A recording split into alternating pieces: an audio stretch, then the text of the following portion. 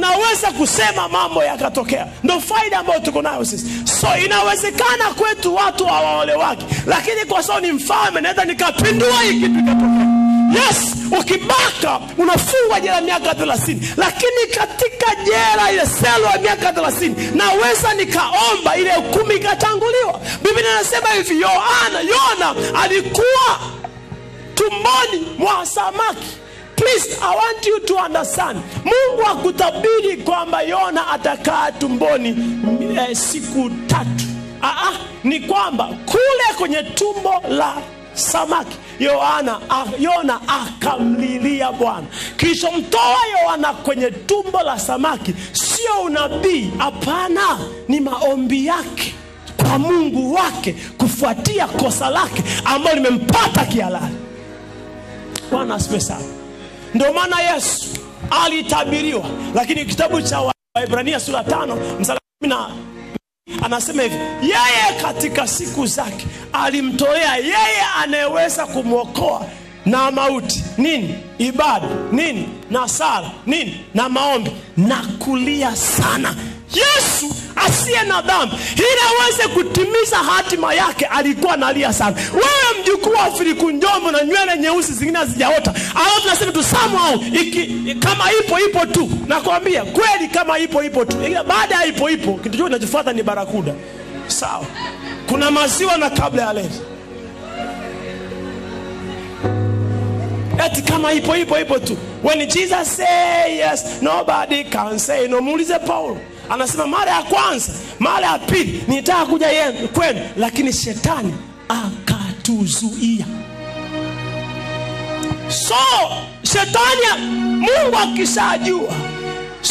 akishajua wewe utakuja kubadilisha hatima ya familia yako, anasoma pattern za hizo familia, alafu anaivoku kitu kwenye maisha yako. Utashangaa njia nyingine laana inafanya kazi ni kupitia tabia. Unashangaa unatamani wanawake kupitiliza. Yani unatamani wanawake kama Amnoni. Anamtamani dada yake, yani mpaka anauma, anapata fever. Sio kawaida, is a spirit. Soma Efeso sura ya 2 mstari wa 1.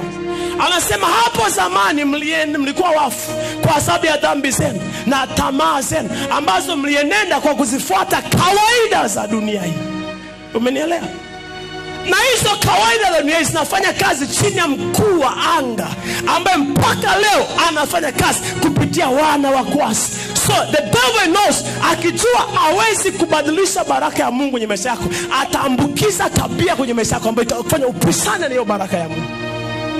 You see that? Kwa utashangaa kwenu wanasema wakaagi kwenye ndoa. Utashangaa yani uwezi kunyenyekea. Yani wewe kuomba msamaha uwezi, unakuwa kajeuri fulani hivi. Unafikiri ni kawaida. It's a spirit. Ni roho. Bwana asifiwe sana. Ni roho. Udumu kwenye mahusiano. Mimi niliokoka, nilijua mambo haya mapema. Bwana asifiwe sana. I knew these things mapema. Nikasema kwetu kuna shida. Kwa baba yangu tuko watoto 12. Wawili tu wameshia mama. Kila mmoja na mama yake. Unategemea nini? Hiyo kitu nifuata na mimi. Kaka yangu ana watoto 5. Wawili tu wameshia mama. Kila mmoja na mama. Na anaishi naye sio mmoja wa mama wa watu. You understand that? So nikasema mimi katika maisha yangu sitatembea na mwanamke yeyote isipokuwa mke wangu. Nikafaulu. Lakini kupata mke sasa, kipengele, unapata kabinti, mnaongea vizuri, mnaelewana kabisa. Anasema I love you. Nipata binti moja pale Betheli, ananipenda, tukiongea na simu hivi analia, akimaliza kulia na mimi nalia. Nimudisia Mungu mimi jamani. Jamani. From nowhere ameenda chuo Iringa tu hapo, akanisahau. Haoni future ndani yangu.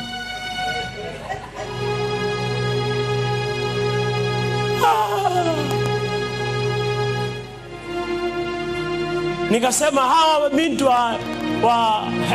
levu hawa juju hawa watanisumbua.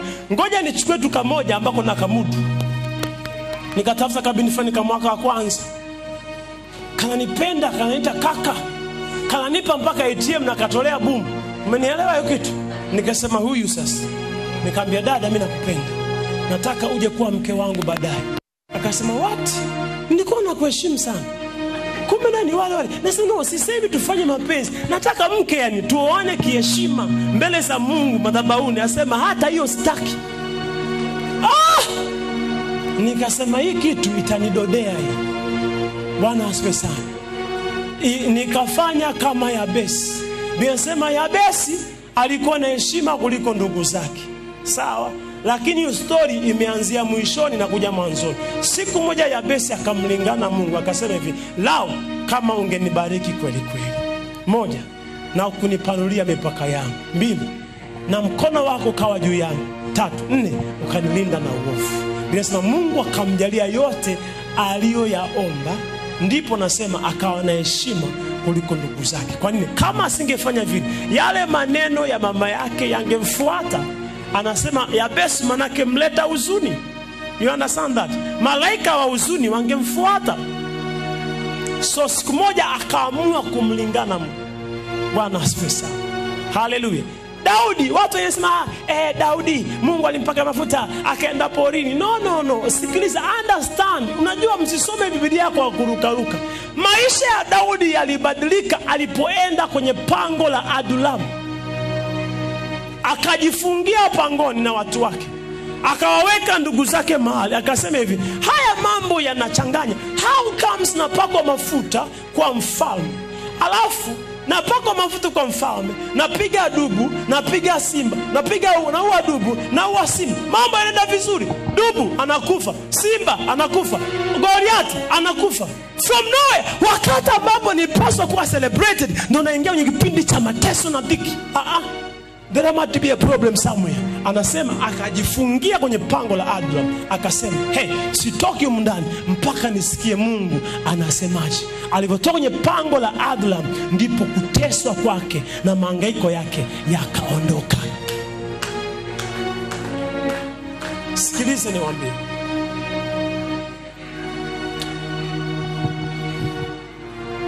kuna watu hapa kwenu hakunaga mtu aje kutoboa, mama akatoboa kiasi cha kutisha.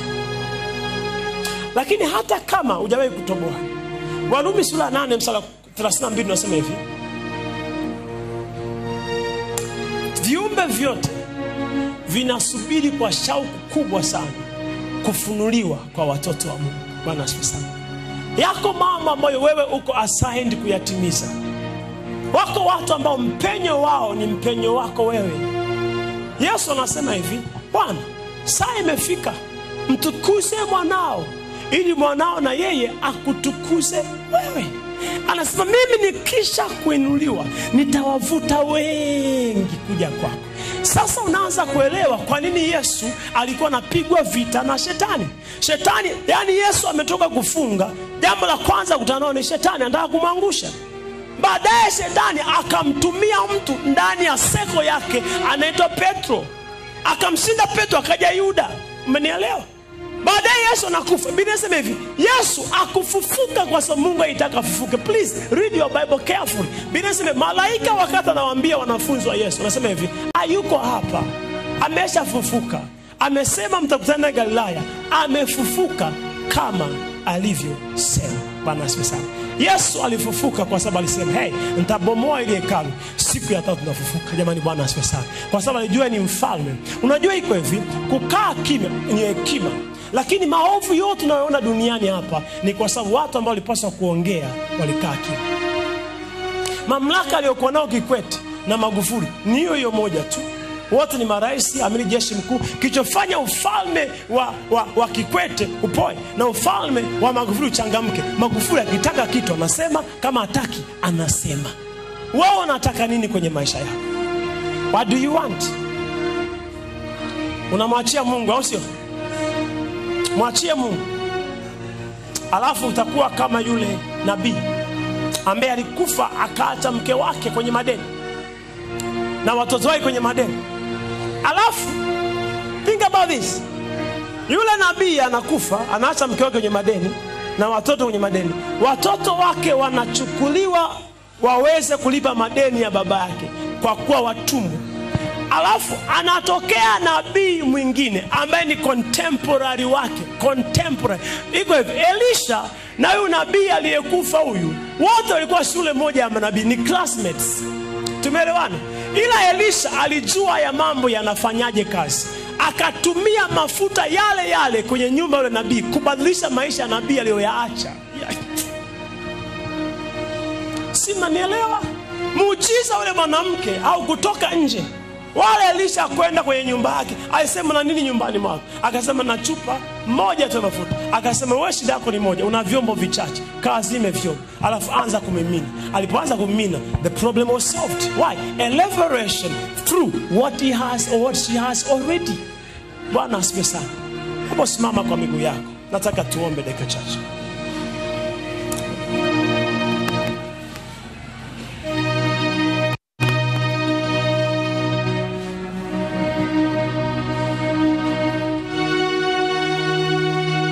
Tuko chini ya laana, yes. Lakini tuna nguvu dhidi ya laana. Jamani, amina. Haleluya. Haleluya.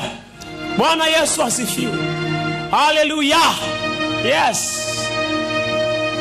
Na ndio maana moja kati ya faida kubwa sana ambayo tuko nayo sisi watu ambao tumeokoka, tunaweza tukasema vitu vikatokea. Jamani, amina.